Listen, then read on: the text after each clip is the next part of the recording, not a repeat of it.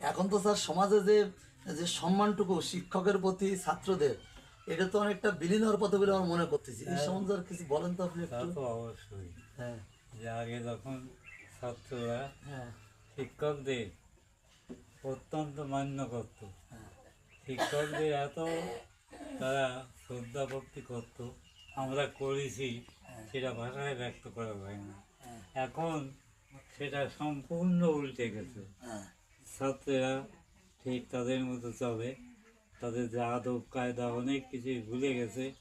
এখন খানিকটা ওই পারিপার্শ্বিক যে খারাপ অবস্থা, হ্যাঁ। সেই অবস্থার সঙ্গে মিশে ছাত্র সমাজ অনেকটা দুর্বল হয়ে গেছে।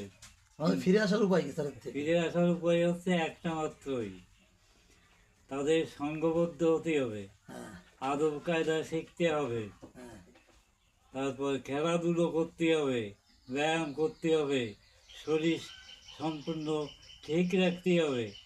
তারপরে মাতা পিতা গুরুজন সকলকে করতে হবে।